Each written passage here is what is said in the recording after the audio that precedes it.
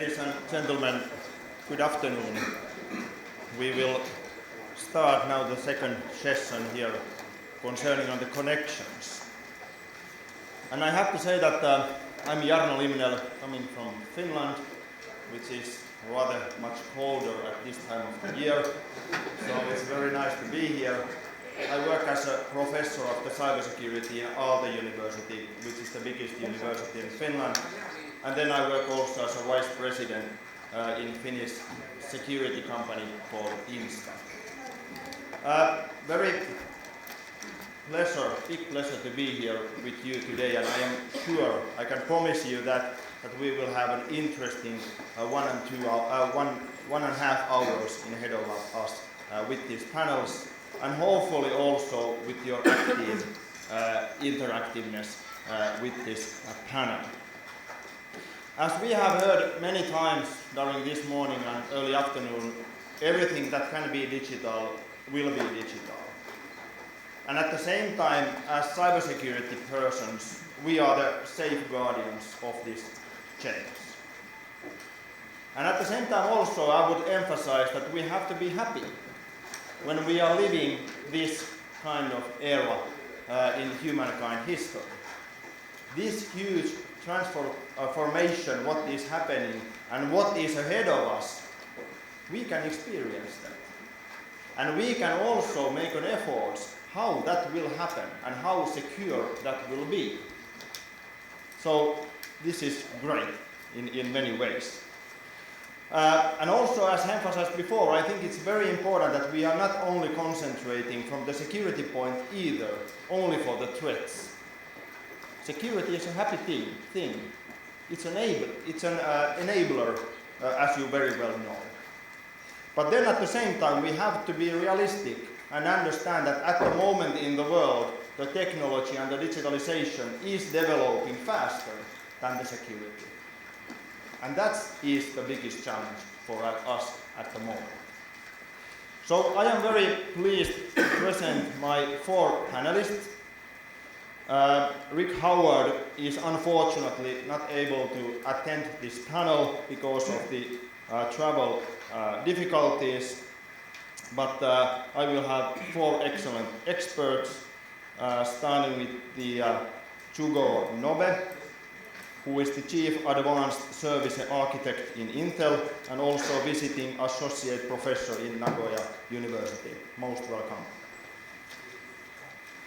We have also in this panel Tamotaka Takahashi, founder and the CEO of the Robo Garage, and also Research Associate Professor in University of Tokyo and visiting professor in Osaka Electrocommunication University. Most welcome also. And as you can see, we will have also with him a robot in our panel this afternoon. I would also like to welcome Mr. Noboru Kikuchi, who is the president of the Toyota Central R&D Labs and also the director of the Toyota Research Institute of North America. Most welcome. And then my colleague, also from Finland, Erka Koivunen, who is the cybersecurity advisor in F-Secure Corporation. Most welcome all the panelists and audience also. We will have this first hour 3 main themes, and we will discuss on these themes 20 minutes each. We will start talking about the future. Then we will move to the security, and the last theme will be about the concrete actions, not only the technological ones, what we have to concentrate in coming years. So let's begin.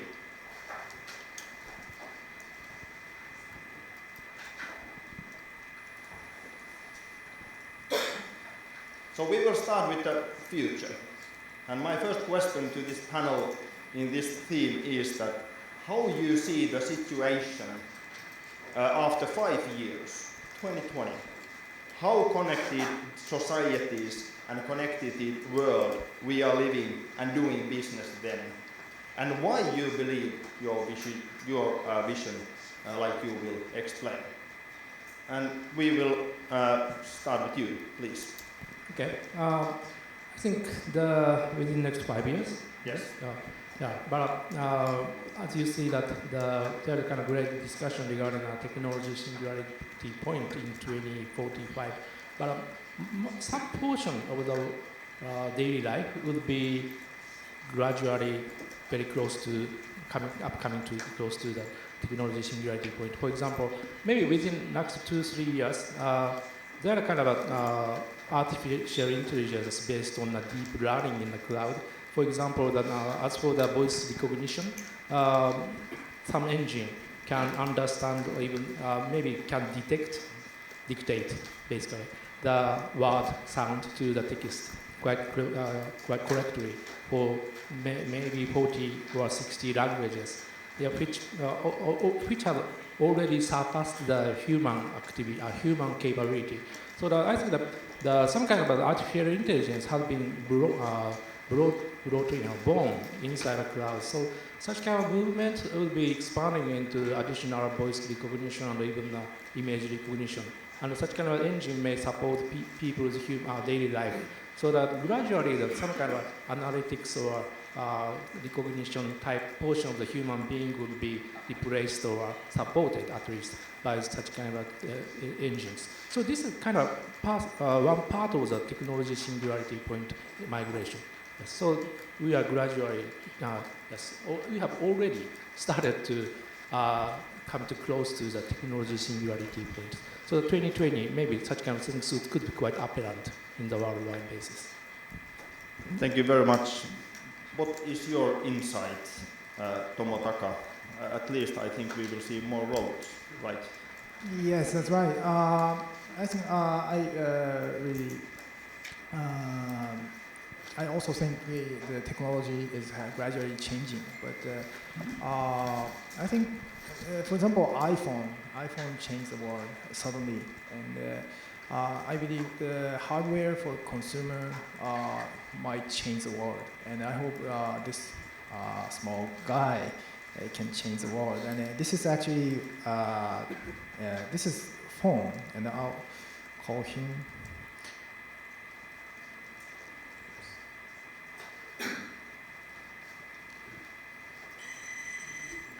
And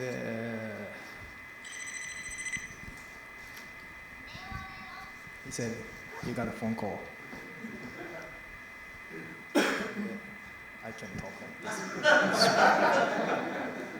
It looks so funny, but it will be quite popular in 2020, and it can work as a speakerphone as well. Yeah.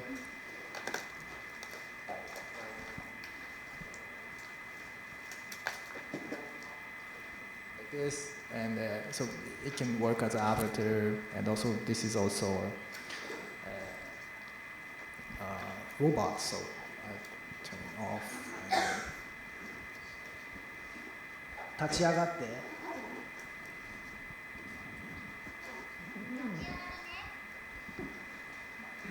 I asked him to stand up.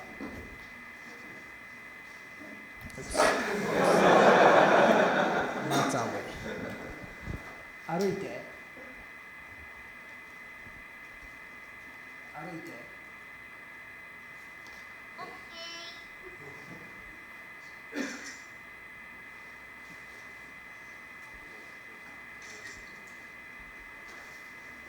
自己紹介して。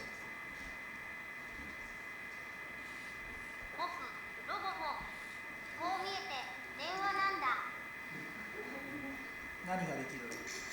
電話したり、メールしたり、写真撮ったりできるよ。Also, he got a camera, and also he has a projector, and he has a laser projector, and he can show the picture, a movie from his forehead. And I think it's a still really strange thing, but I'm planning to sell this next year as a kind of smartphone, and that will be easier for a consumer to find robot in phone shop because nobody want to go to robot shop and spend money for a robot. But if this is, as long as this is smartphone, then well, we can explain to our wife or girlfriend or mom, it's not toy. This is actually practical phone. And the reason why I developed this one is we have voice recognition in our smartphone, but only a few people use voice recognition in daily life. The reason is I think shape is a problem. We don't want to talk to square box shape like this, but we can talk to a pet fishy or a turtle. So if the smartphone has human shape, or we are willing to talk to them and more like casual topics. I have to ask you that 2020, if we would have the same people in this same room, how many of us would have a robot like that? What is your vision? Well, it's a difficult question, but smartphone is now almost hitting the wall, and we need to invent something new. And it might be a glass, or it might be a smartwatch, but I believe humanoid shape is the next device for our daily communication. Okay, I will ask the audience, how many of you, raise your hands, would like to have a robot like that in coming years? Very good, almost everyone. You have a good market. Thank you very much. Thank you very much. Noboru, your insights of the future. After 5 years, I don't know it will be, but we strongly hope and also expect that we can, people will find really the concrete application of artificial intelligence. For example, in our cars, to reduce the mistakes human being can generate. Human being, we know we can make mistake anytime, although we don't want to. And also that we do not anticipate to make mistakes, but still, we would make mistakes while we are driving. And also, that we feel very uncomfortable whenever we encounter certain the very congested and also the very crowded, or sometimes the very irregular motions of other cars and so forth. We really feel, it's very, that we feel very tight and not secure. So now, we really believe that once we can apply the artificial intelligence technologies, we can reduce such kind of negative side of our feeling while we are driving the cars. And at the same time, when we forget to push the brake, I think that our car should brake instead of us. The same way, I don't know how many of you know the San Francisco areas or the Los Angeles areas in very, the early in the morning or the early in the evening. Lots of, the traffic congestions you can find. But still, the people would like to rush the working place or go to the home. So, the intersection part, that is another, the formidable task for me and for my wife, for my daughters. Now, if we can apply the artificial intelligence technologies to ask cars to assist me or my wife and my daughters just go into the highway very safely. So that we really believe the artificial intelligence type of technology will provide us the capability to provide kind of relief, or some, the very, how to say, the easy feeling to the very difficult situation. And also, that we can avoid the unnecessary the accident. Or sometimes, if I have very, sick person in my car, particularly, if I look at, my mother or my father would like to go to the hospital, okay? Now, you remember, I think, your university has university hospital maybe, but then your parking lot is very away from, okay? And in Paris, many of the parking lot is in a basement, in very insecure portions.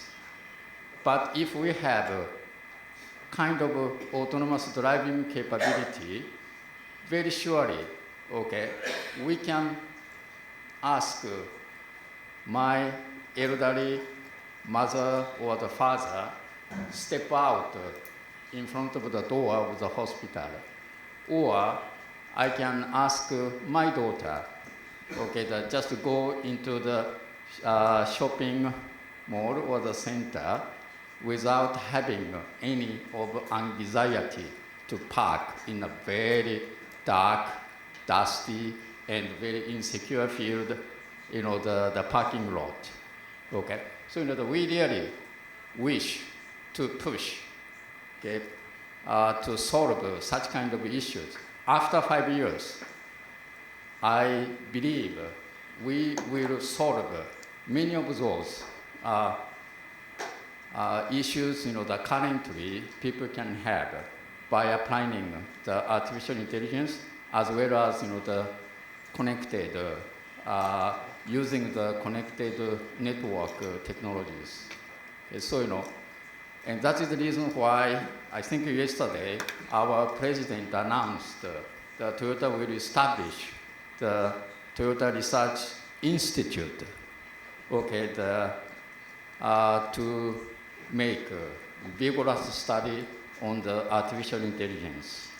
Okay, so, and also, he really wanted to emphasize this is still, research institute. Okay, we really don't know whether or not we can put in the market.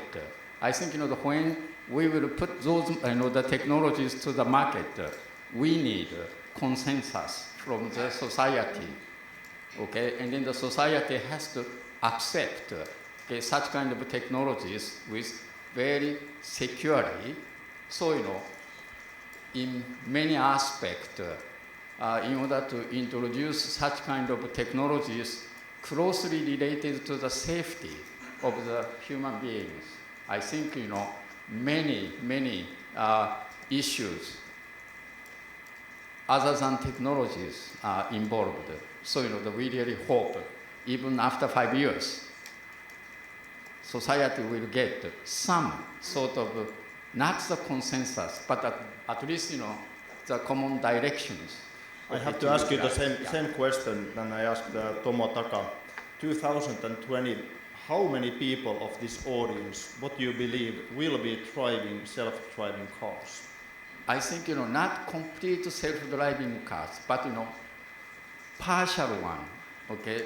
We are looking for, the counting the very dangerous situation and so forth, we would avoid such matters, step by step.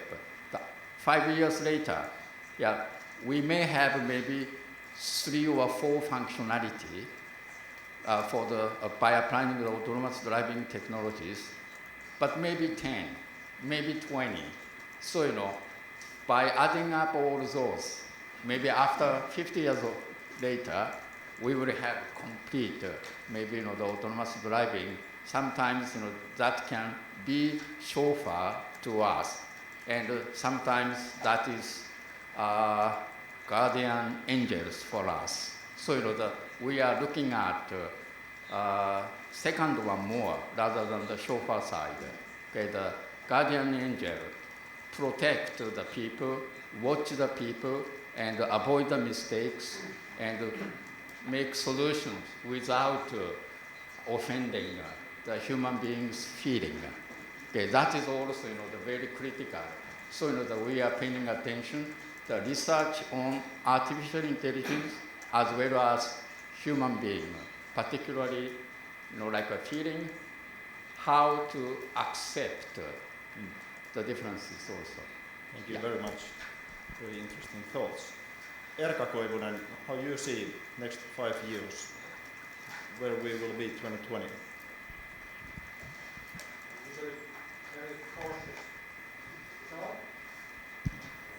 Is it on now? Yes. All right. I'm usually very cautious when I try to predict the future. I'm an engineer by training, so I love technology, but I have no vision of how the technology is going to be used in the future. When I started my studies in the same university that our chairman is now a professor at, that was in '93, and the professor that was mentoring us freshmen, he told a story about how corporations at that time were building local area networks. They were a hot thing at the time. And he was explaining to us fresh students that when a company wants to have a LAN network, they hire a technological student who comes in with a drill, starts drilling holes in the walls and putting wires, and what results is a catastrophe. The network doesn't work and it doesn't solve any business problems that the company might have. So engineers typically have a hard time understanding why they are building the technology. So in 5 years, I can project something that our current technologies are going to be progressing at, but I don't know whether they actually meet the needs for the future. So where we should be looking at is, I guess, children and young people who currently utilize technology without even realizing what it's like. My kids, they are 4 and 5, it's really difficult for them to understand why the mobile phone they are using for gaming does have less functionality when they go out from our house, because there's no network. I don't let them use network outside our home. And I try to explain about wiring and clouds and big data and targeted advertisement. They don't get targeted advertisement when they don't get networks. And 5-year-old doesn't care.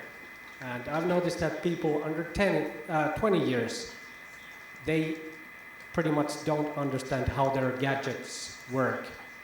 And as an engineer, as a hacker, I kind of feel that this is something that's a bit shame.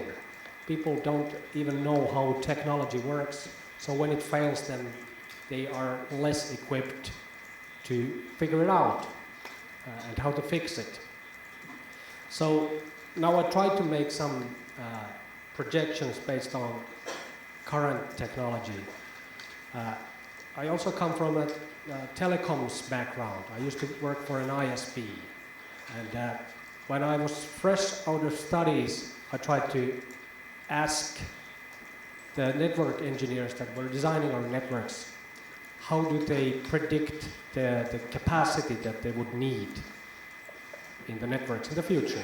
And I had been, at the school, I had learned lots of mathematical modeling about how to predict bottlenecks and how to calculate where capacity is needed. And their reply was that when they see a bottleneck, they go in a shop and buy Cisco equipment, and they get it upgrade tomorrow. So that was their algorithm, that was their fancy mathematical model. And that kind of was disappointing to me. It sounded pretty much what it was when I started my studies, when the professor was anticipating that there's going to be a catastrophe. Now, Netflix arrived in Finland a couple of years ago. And when they arrived in Finland, they told that either the ISPs can subject to their terms of contract and provide caching servers inside the local networks, or they can see their international networks be congested. And of course, the telecoms providers being stubborn as they are, they refused Netflix's terms, and they refused to put the caching servers inside their machine rooms. The next day, Netflix opened their services to Finnish customers. They were begging for Netflix to bring their caching servers into their machine rooms.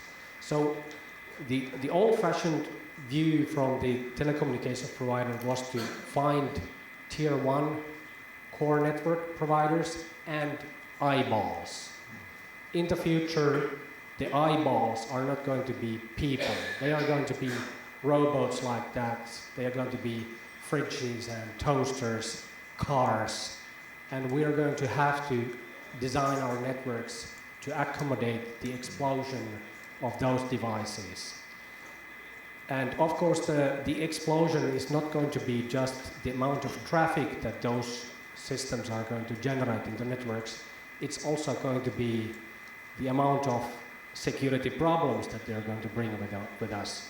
So instead of wishing that those devices will be fit for internet, I guess we should start anticipating that in 5 years, internet should be fit for IoT devices. Thank you, Erkka. I have a feeling that all our panelists, and I would say that all our audience, pretty much agree where we are heading to. But what about the disruptive technologies within the next 5 years, which might change the name of the game, the name of the future, what we are agreeing and talking here in this conference also? Do you think that we will happen that kind of disruptive innovations or technologies within the next 5 years? Please.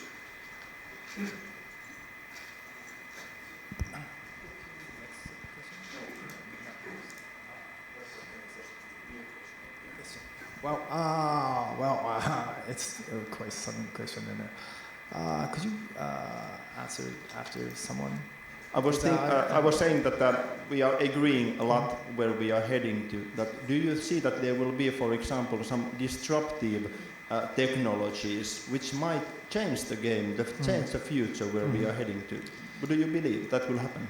Yes, I happen, because I think it will happen, because even one innovator or one product, some kind of, so only one person can change the world by some kind of technology or business. So I think it will happen. Does that make sense? Okay. Please. I really hope, we will have another destructive innovations. But I think, rather than the innovations in that respect, I really would like to pay more attention with the reverse side. Okay, that we really have to reinvent the things. Most probably the reinvention will provide the innovations. Okay, for example, if we look at the TV like this way, flat panel technologies, okay, original TV is not this shape and not this type of TV. But I think, start from the same concept, TV, but we introduce some very, the inventions. Okay. Then, people could make redesign and also, the reinvent the flat panel TV. Okay. That way, okay, we will have some portion, very small scale invention, but that would give to us the next step, the process for the reinvention, and that will bring the innovations. So, 5 years, definitely, I think, that we will find not just one, most probably, a lot, because of this, the connected world, information is already, spread almost immediately, and 70 billion people are working. So, I'm very optimistic for that. Thank you. Please, Eric. Well, the original idea of internet was to be free and open for all, and it was supposed to be a big leveler. And I guess the most positive outcomes for that is the freedom of speech and entrance of totally new players into the market. What I see as a disruptive, not necessarily technology, but progression currently is that big technologies, big companies are actually making it harder and harder for newcomers to join the market. And I used to be a regulator as well, and I see that regulation and the increased levels of regulation are going to be making it more difficult for new ideas and new companies to enter the market. So in the next 5 years, the number of small players entering and competing against the giants is going to be way more difficult than during the last 5 years. Thank you. Please, Trugo. Okay, yeah, I think that there will be a huge change, and when we take a look at the year of the 1900, 100 years ago, maybe the industry was driven by oil, and then around 1964, when the time was the last Tokyo Olympic, at the time, almost the same time, the semiconductor changed the world of the industry. So in Japan, basically, it is called that semiconductor is the life of the industry. But maybe when I explain the kind of meaning of that, maybe the semiconductor was the oil of industry after 1964. And maybe up until 2020, next Tokyo Olympic. And I should not say, but maybe Moore's law would be saturating towards 2020 or 2045. But I believe that in the cloud side, there are a huge amount of the semiconductors connected by the network. And the number of the semiconductors are quite, maybe more than neurons. Number of neurons in the one single human brain as of now. And such kind of semiconductors are connected to each other with a huge amount of network. And maybe that a similar physical shape could be also already shaped in the cloud side. Then I believe that as I said, that some kind of AI had been born inside the cloud. And then maybe toward the future, maybe even it started, as I said, but from next 50 years or something, maybe the industry would be based on not on the semiconductor, but data-driven world. And the data could be consumed or analyzed and made into the information inside the cloud. And based on that, we may live in the daily life. And I think that in the year of the 2004, Tim already said that data is next Intel or something. At that time, Intel was very strong. Even now, maybe I hope it's strong. But the semiconductor was very important at the time. But now the data itself would be the most kind of king of the industry. And who has the data and who can analyze the data can have the great share of the market, even in many different industries, I think. So the data itself will change the world. Yeah. Well, I still have to ask you that, do you think that during your lifetime there will be smarter computers than humans? Mm-hmm. But basically, yeah, I think that availability or capability of the computers would be limited at least to the understanding or sensing and analyzing, and make some kind of determination, judgment. But it's just a judgment, and maybe the human being may surpass such kind of capability to contextually correct decision or such kind of things, or maybe the consciousness or such kind of things could not be happening inside an artificial brain. I'm not sure, but anyway, it may take time, long time, if the artificial intelligence-based computer may have some kind of mind or such kind of things. So in that sense, that a computer might not exceed the capability of the total human being. Thank you. So we will now turn to the second theme. This vision what you have just gave us for the future. I know that in IT business 5 years is a very long time, and thank you very much for your very good insights. In this future, how you see what will be the biggest and most severe security challenges what we face in order to enjoy this digital development what is happening? And we will start with Erkan. In the previous session, one member of the audience brought up the issue of vulnerability handling and vulnerability management in the devices, and the member of audience brought up the discussion about mobile phones, typically Android phones, that even though Google is providing the operating system patches, the different distributors and different forks of that Android are never pushing those updates to the end users. So even though an end user would like to get most recent security updates in their devices, they are not able to find compatible ones. When I was working as a sysadmin 20 years ago, I remember world before Microsoft's trustworthy computing initiative. This was the time when you could not get security updates, you would not be able to get information about security vulnerabilities. The computers didn't have firewalls, and even though a patch would be made available, it would not never ever hit the end users because there were no automatic updates. Somehow it seems that with the advent of handheld devices and the proliferation of handheld devices, we have reinvented the world of pre-trustworthy computing. And now anybody that I've been talking to, they don't expect the fridges to be self-updating.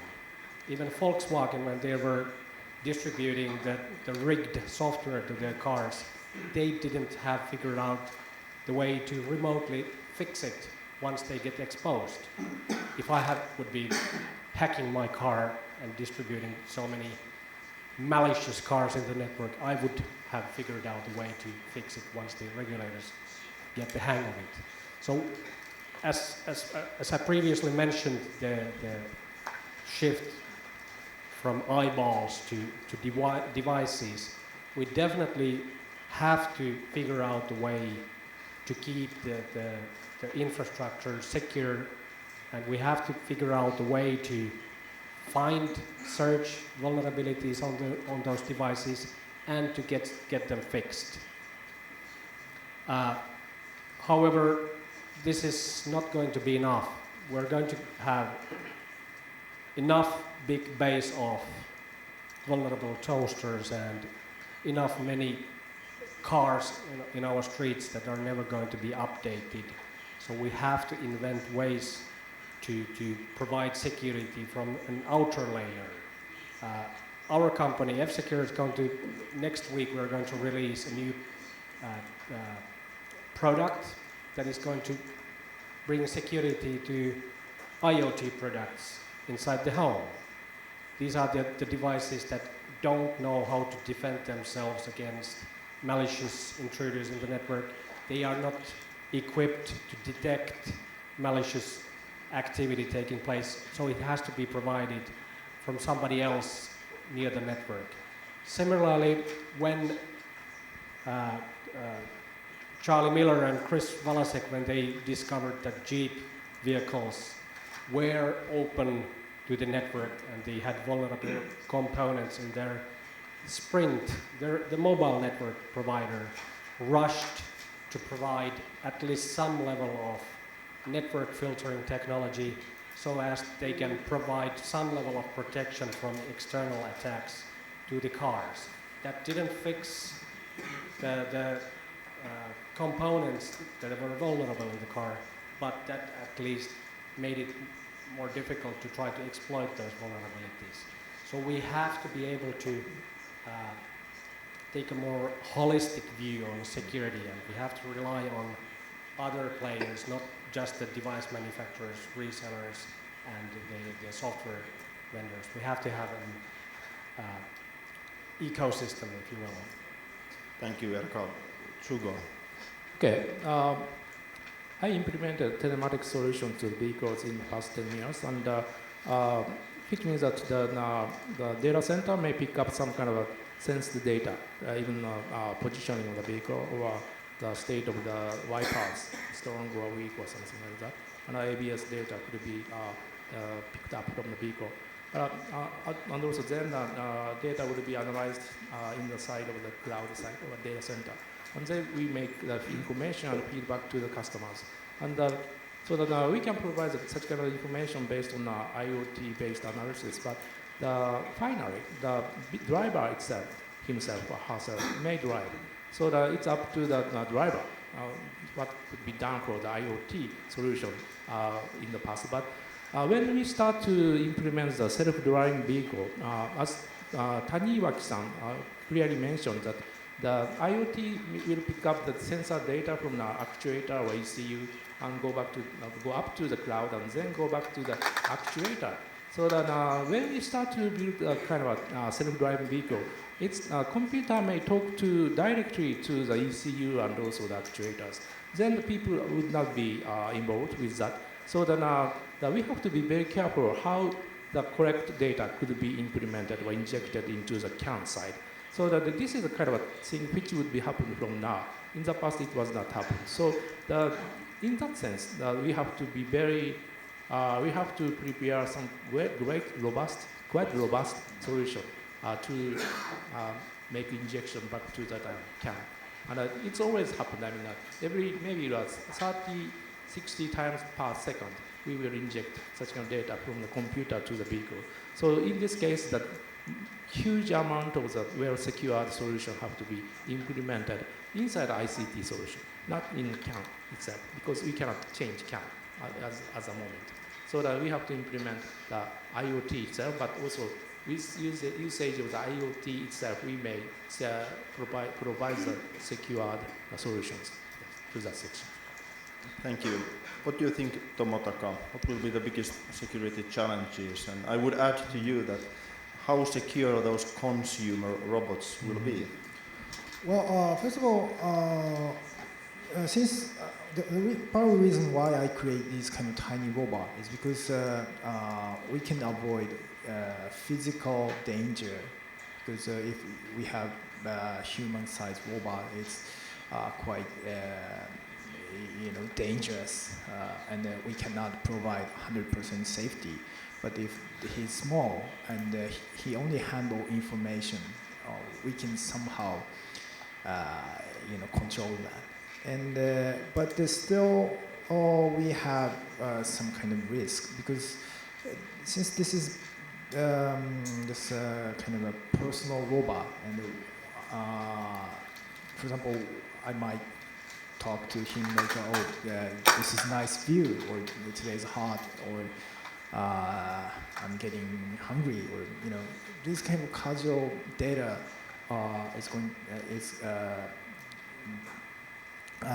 he's gathering this kind of my personal privacy data, and after a while, I think I will trust him because he's the closest buddy for me, and talk to him in even daily things, and through that, sometimes he give me a service or recommendation. But since I trust him more than Amazon, I might purchase something because I believe he knows me better than anybody. And so then I think this kind of privacy and the personal data and happen in between the man-machine interface will be another big issue for this kind of consumer personal use communication robot. At least I have to say that the robot is all the time watching me very sympathetic way. Right. Noboru, what do you think about the security? And I would add to you also, because you talked earlier a lot of cars and artificial intelligence. Aren't you afraid of that also? Is that a scary thing, or is it only a good thing for you, artificial intelligence? I think the intelligence is artificial intelligence is just the same as our intelligence. We can utilize our intelligence badly and also quite positively, both sides. I think artificial intelligence, looks like just the same with us. So that is really our side issue. Okay. So for the many people talk about the data, but now for example if we are dealing with something some device like cars, for example, that is closely related to the human being's life, okay, and the safety side. Okay, then we wouldn't digest or we wouldn't take all kind of data, okay, same as like maybe food, okay, as a human being. Okay, there are a bunch of food or the plant and animals in the planet. Okay, we do not eat all. We already know the fat we can eat, fat we cannot eat. So the data is exactly the same type of nature. Okay, so the data is produced by somebody, okay, with some reason. Okay, so once that we put one rule, okay, the data is labeled. Okay, who produced, how produced, when produced. Okay, so usually 01 wouldn't digital, but we can adapt those things that we need that type of technologies.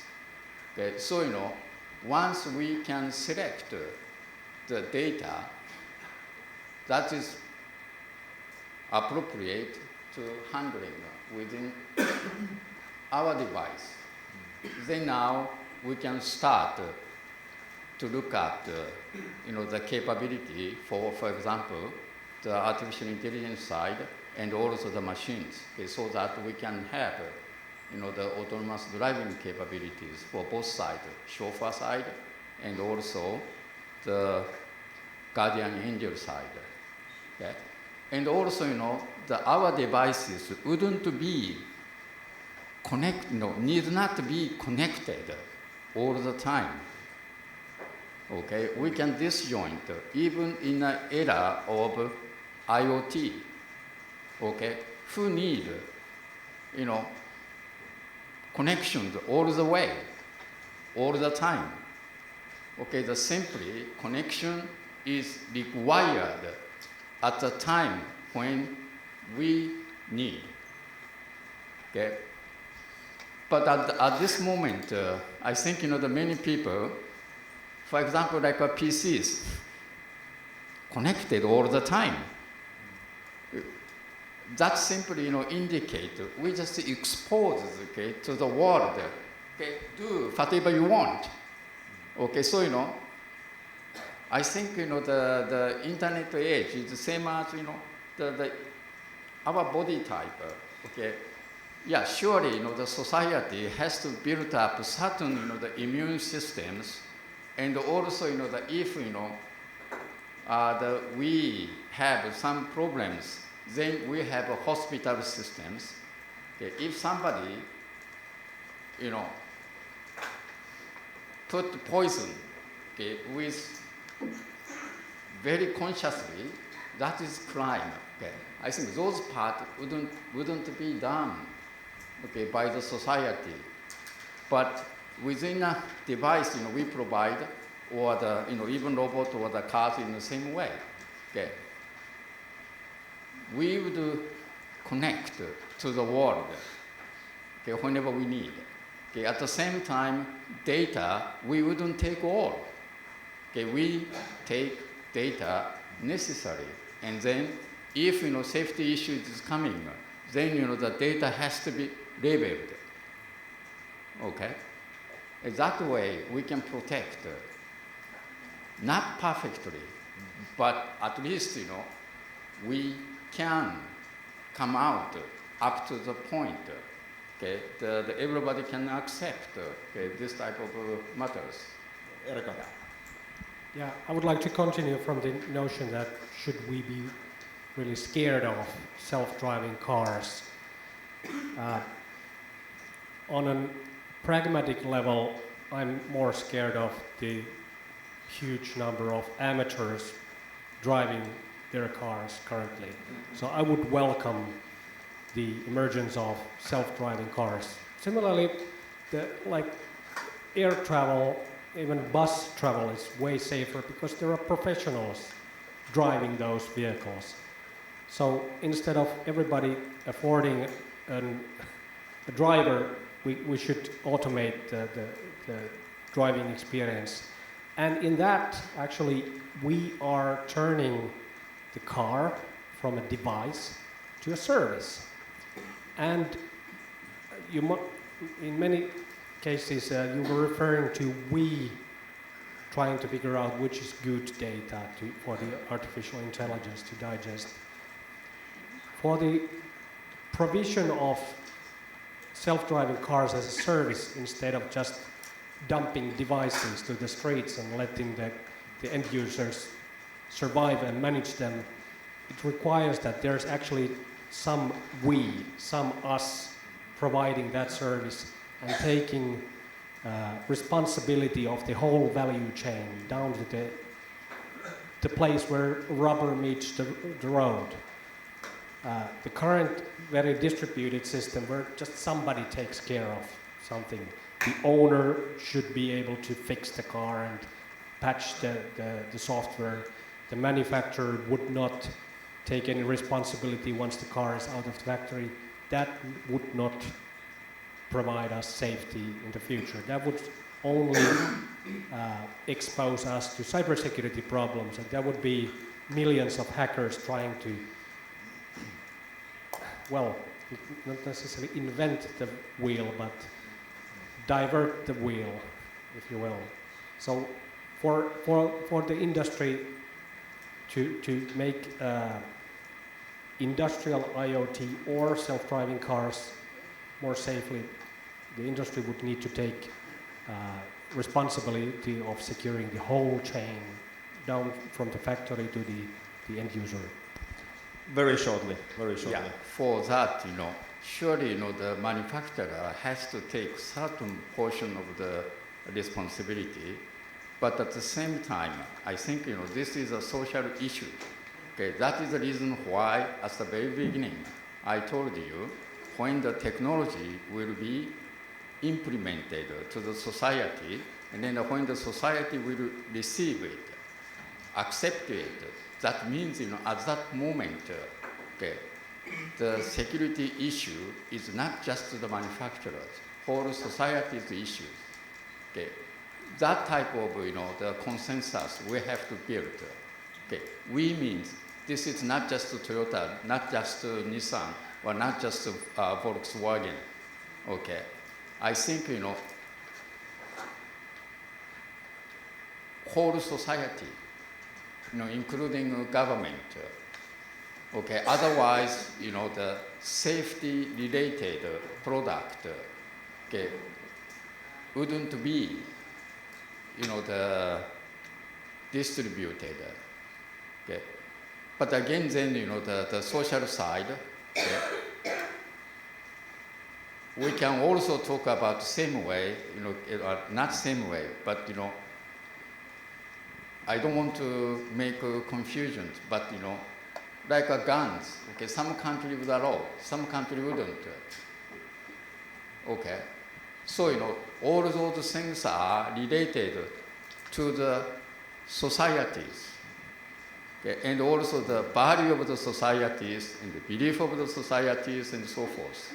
Okay, so we really have to come out real consensus in that respect. Okay, for the cars case, okay, the people. Okay, now we have to go yeah. go forward because I have only one rule, and that's the schedule. Sorry. Yeah, so because the I really have to tell this is the issues. Okay, not just one single the industries the issues, whole society's issues. Okay, that was already described. So that we are not taking just just our side. We recognize all those, but yet we know how we have to ensure certain things. Good, thank you.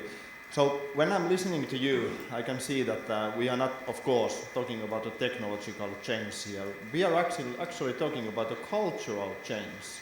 What is happening, and the speed is accelerating. So my last question and the last theme to all of you is that how this increase in connectivity and the future, what we have been talking about it, and the security challenges of it, has to do with other issues than technology. What do you think?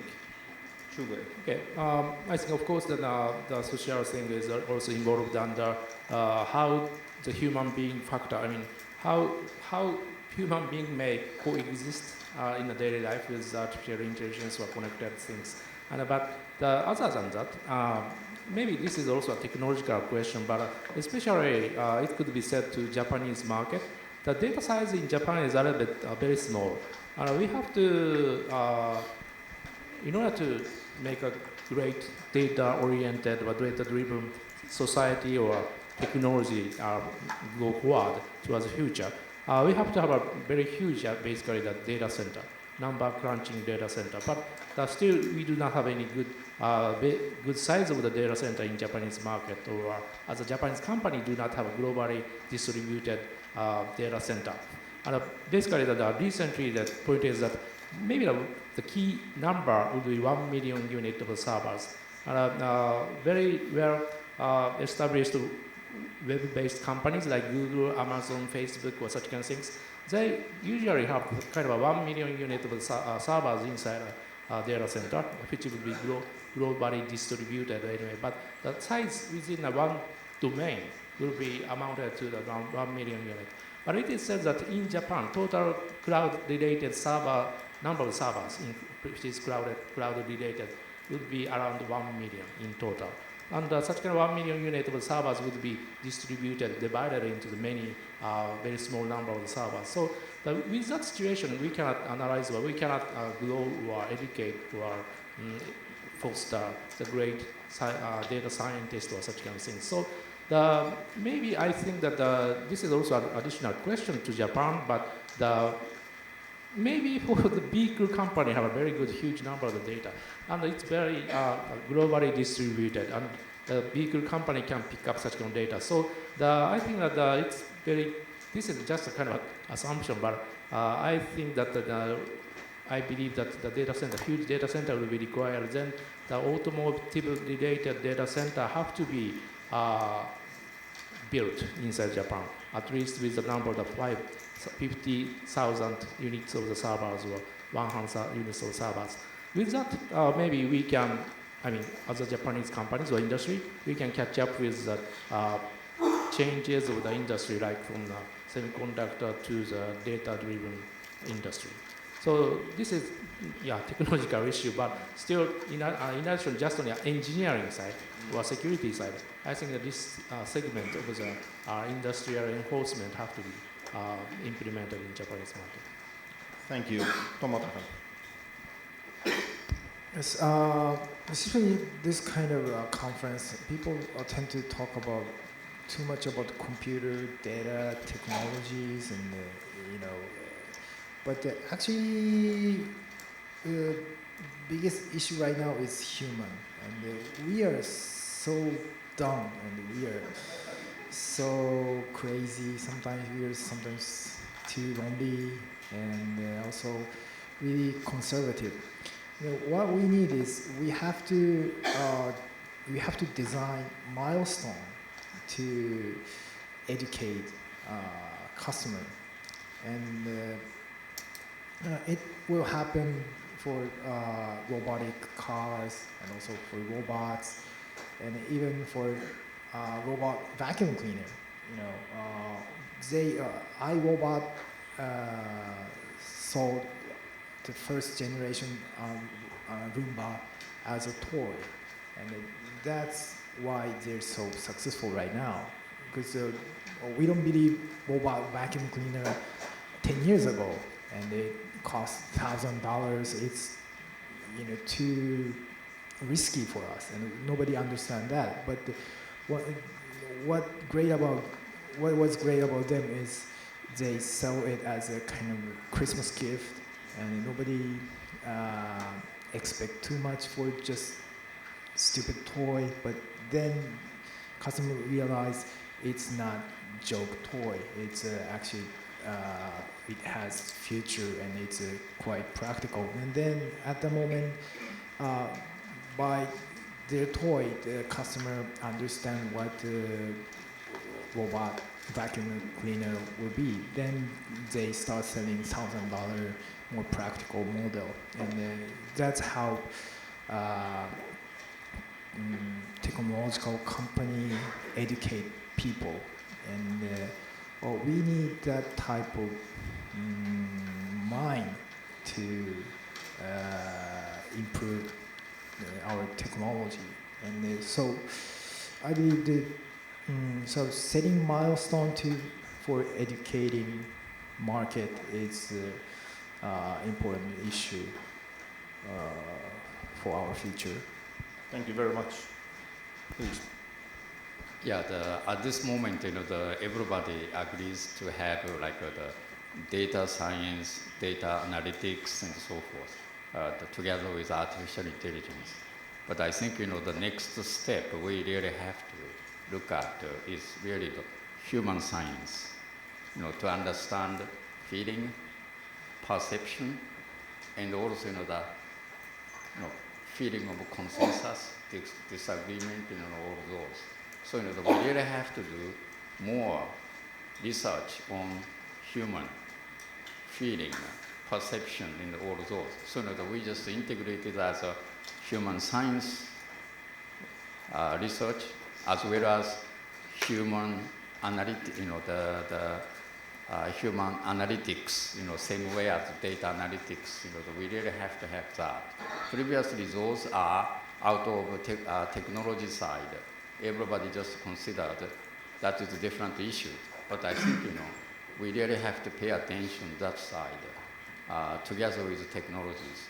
But for the technology itself, we really have to come out the new innovations to reduce the consumption of electricity at the data centers, okay, and also the huge computers to manipulate all the big data analysis, and also the application of artificial intelligence. So that means we really have to have devices that can be operated with much less electricity, same as our brain. Okay, that is, we really believe the challenge, and also we have to spend more time towards that side. Thank you, Eric. I would like to take the opportunity to continue from our discussion with Noboru-san. Our moderator tried to interrupt us, since that the big discussion is liability, of course, and I can accept that from the manufacturer point of view, it's difficult to take responsibility on somebody else's actions. I come from a software company. Has any software company ever taken any liability on their produce? So I can see where that comes from. But in the future, not necessarily in 5 years, but in the future we're going to have self-driving cars, and you have read from the news discussions about what a car should do in a critical accident type of situation. For instance, if there's a crowd of people or one lone pedestrian and a crash is not avoidable, what type of an algorithmic decision should the car take? And who should be held liable for the actions? So, for instance, if there's one pedestrian versus a crowd, should the algorithm take into account that the lone pedestrian might be a young child versus a group of pensioners, let's say? What about if the lone pedestrian is a domestic one and the all others are foreigners? You can draw ridiculous expansions to this discussion. Finns would take into account that is it blue-eyed or something else. So who should be held liable in that case when somebody is going to be run over? Is it the passenger in the car? Would it be the owner of the car? That might be a leasing company. Reseller, manufacturer, and the manufacturers, they typically hold the copyright to the software and the algorithms that are actually driving the car. Should it be the subcontractor who actually did the coding for the manufacturer? Should there be a regulator, and should the regulator be held accountable if there's no regulation to govern that? So there are lots of questions that I feel are totally left unanswered so far. And last week I had an insightful discussion with a lawyer representing a law company in London. And his name is Mark Dean, and he mentioned that actually the most previous precedent in the law regarding of decisions made by algorithm actually dates back to ancient Roman times. And the law at that time described who would be liable for damage that a slave would inflict to somebody. So if a slave would run over somebody or kill somebody, it's the slave owner who is held liable. So in this light, I guess we have pretty outdated legislation to where we could draw parallels to the present situation, but definitely we need to start thinking about what happens when an artificial intelligence and an algorithm causes something of a damage and who should be held liable. That in turn helps to figure out the value chain and the service instead of just producing devices, and who would be held in charge of securing those devices. One question to ask: if a self-driving car has been hacked and it drives over somebody, who would be held liable in that sense? Was it easy to hack? Was it left wide open for everybody to hack into the system, or was it an inside job or something like that? There are lots of questions, so legal questions should be asked. Thank you very much, panelists, and we will continue with the questions from the audience. But before that, I would like to ask 3 questions, and answer is yes, raising your hand, and no, keep your hand down, on these topics that we have been discussing. First of all, when we talk about the future, how many of you think that we will see more intelligent computers than humans in next 5 years? 1, 2, 3, 4, 5, 6, 7, 8, 9, approximately 20 persons. Thank you. Second question, how many of you think that the security is the biggest challenge in this increasing connectivity and digitalization in general? Security, I would say 60% of us. Thank you. And my last question is, who support this, I think, very good argument from Noboru that the importance of the human science will be ever more important in interconnected world? I would say 78% of that. Please, we are open for the questions or comments. Please, can we have a microphone? Hi, Andrew Adams of Meiji University. I was struck by the discussion about the move to autonomous driving cars. That it was a different approach that we've seen from many of the others who are saying we're going to get there in one or maybe two steps. I was interested to hear this idea that we're going to get a very progressive approach. What's the problem with that with regard to the risk compensation problem, where if people think that the car will save them from themselves, they will tend to take more risks as drivers? Has Toyota done much looking at this part? It's the human science question. I'm just wondering, are they looking at how people will react when the car can save them in some circumstances in their behaviour when the car might not help them?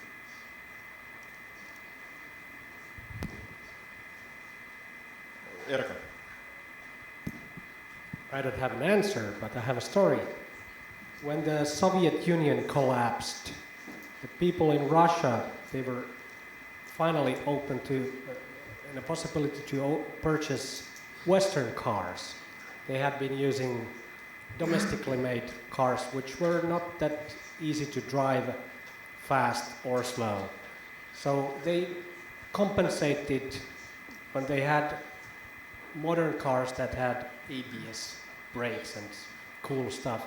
So they compensated by driving way too fast, and the mortality rate was huge.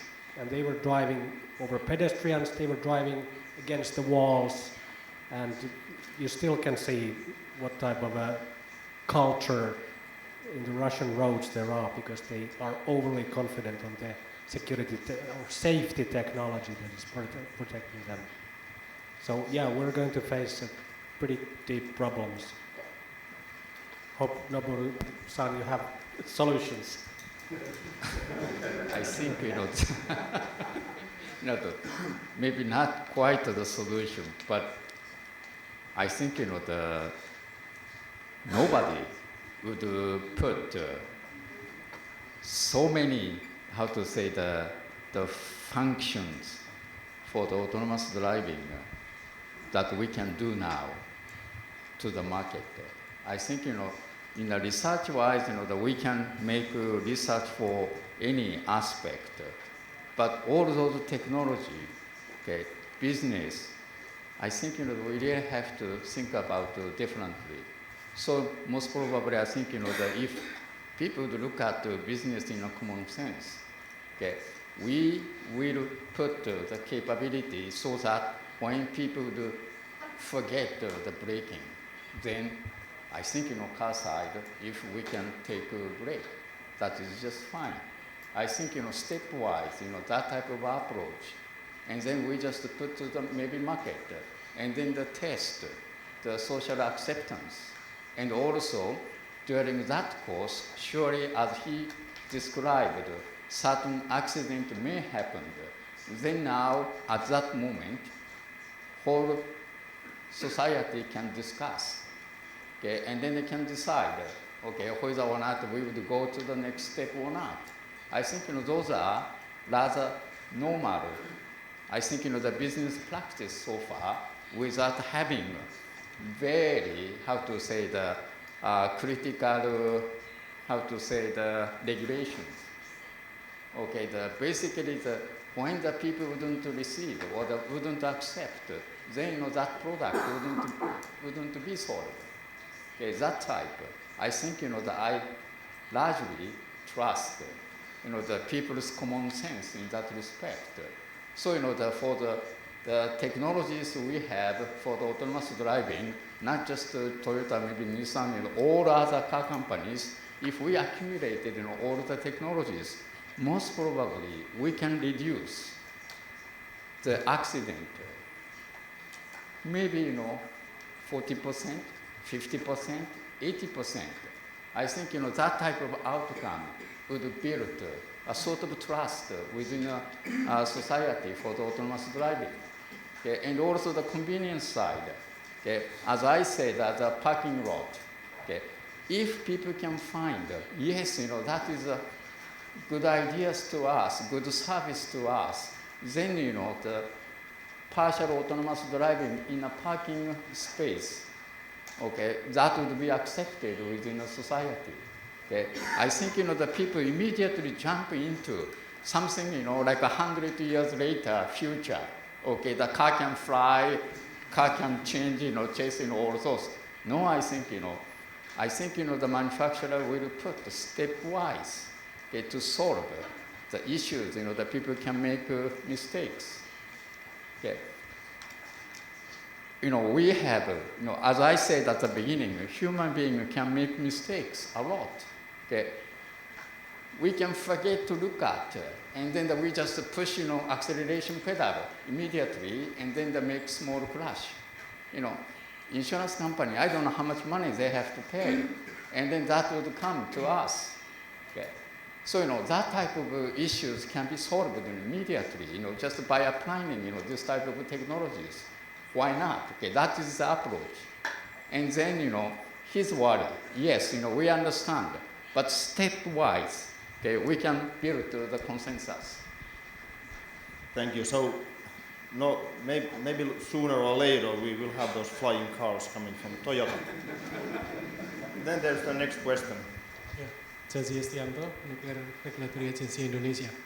There is a saying that goes like, in the land of the blind, the one-eyed man is a king. And what happens if on the road you are the only smart car? Does it work or is it effective?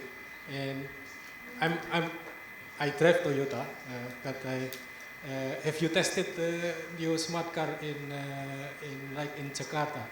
I think it is the worst traffic in the world. At least I have something to proud of. Yeah? And the problem with Jakarta is not that the cars are stupid, but they are driven by stupid people as well. So I want just a comment. If you are the only car on the road, will it be a smart car? Thank you. We will continue with your flying cars. Well, I think the smart people would adjust to the environment and also the circumstance. So in that way, in that case, I think that car should behave as other cars. I think that is a kind of rule the human being has. Right? So we will seek that type of technologies.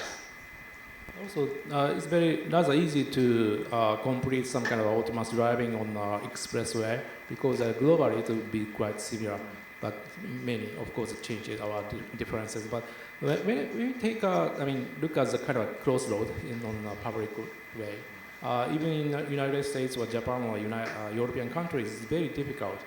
We have to understand how the people may move for the next movement step or such kind of thing. So in order to understand such kind of a human factor or human movement or moving things estimation for the future, it is very difficult. And maybe it is related to the driving algorithm.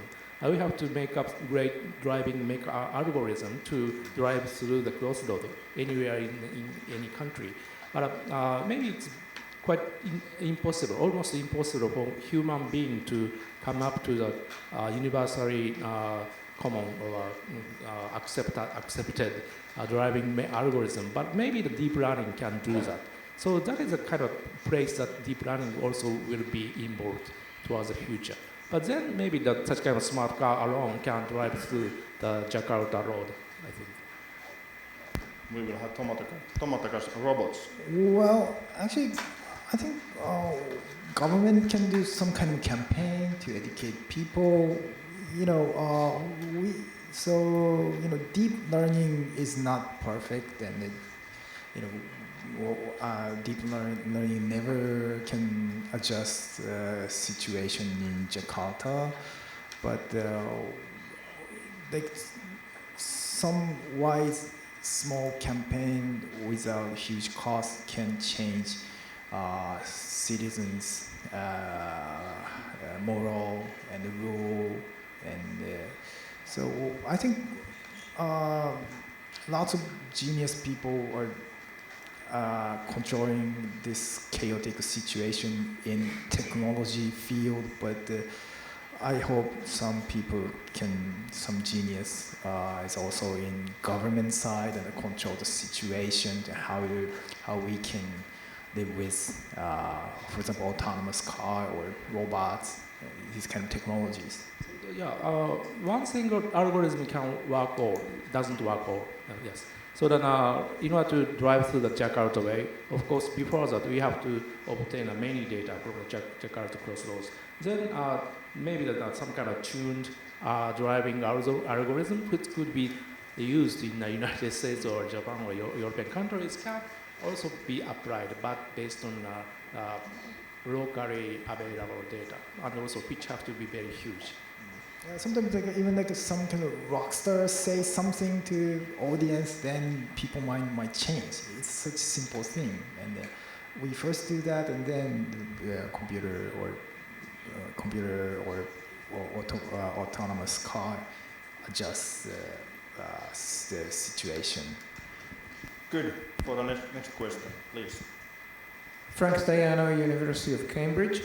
I think this business of cars is a very interesting proposition to look at computers, Internet of Things, and so on, because of the consequences on people who didn't actually choose it. So if person A buys an autonomously driven car, and person B doesn't, and doesn't even have a car in the first place, and gets run over by the car of person A, then that's a consequence of the fact that autonomously driven cars have been introduced or allowed to be had in society, that person B, it's not market regulated, it's just people will only buy the safe ones, because even people who don't buy them are affected by the choice of those who do buy them.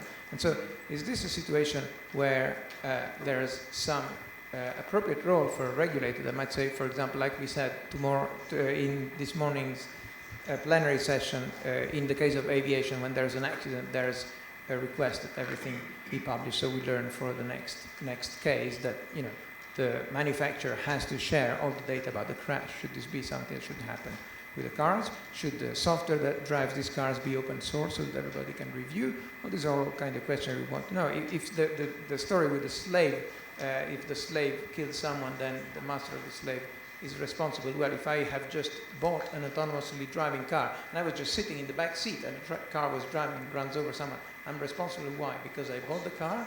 What's the point? What do you think, Erkko? Well, the situation where, the entrance of self-driving cars affecting everybody else, and when there's a situation where somebody is being run over by the car, the first blame is that somebody brought these cars into the streets. That reminds me of my friend who was working in Saudi Arabia, and he had a car crash over there. So immediately he was declared the guilty one, because you are a foreigner. If you didn't come here, this accident wouldn't happened in the first place.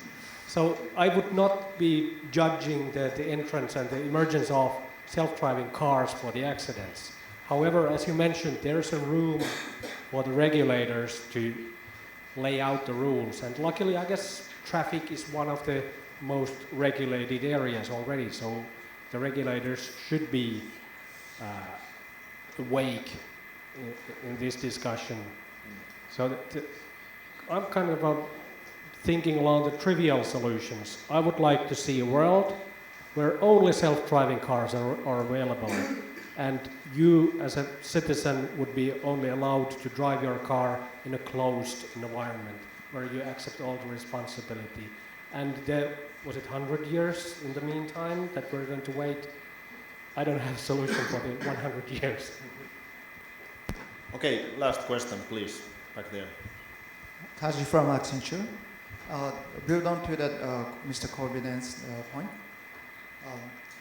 We are getting that agreement that societal preparedness is the key to welcoming the autonomous driving era. If so, who is going to drive that discussion, and who is going to build the societal agreement? I have one example question. Does autonomous driving car commit the overspeeding? If so, who will be responsible for the overspeeding? And if not, is it going to damage the efficiency of the traffic system? Because many of us doesn't drive the car. within a speed limitation. So why don't you answer that question? Thank you very much. Good question. Erkka, you have 1 minute 30 seconds. All right. Being a recovering government employee and a regulator, I can say that the regulator is not going to be driving this change. It's going to be markets, it's going to be manufacturers, it's going to be innovators, and the regulators are going to have to run behind those disrupting forces in the market. But in the meantime, I guess we're going to see many unsolved problems. Thank you very much. Then I have the final question to my panelists. All these issues, very wide, very difficult, challenging issues, what we have been talking here last 1.5 hours.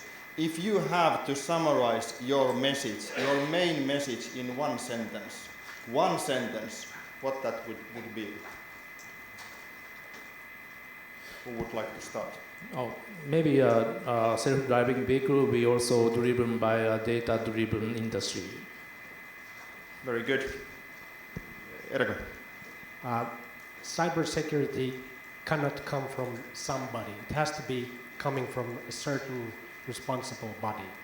So we need to know who's liable. Very good.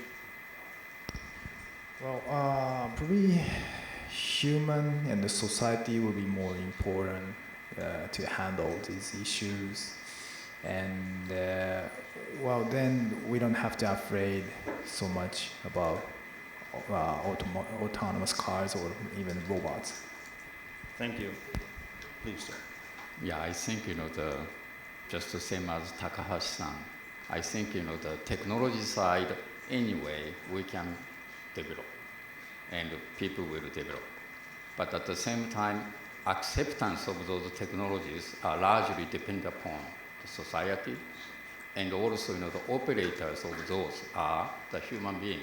So we really have to make a very serious study on human, together with society, based upon the technologies, not just the perceptions. Thank you very much. I think it's good to end with those words. Thank you very much, panelists. Thank you, audience. We will join the rest of the day together. Thank you.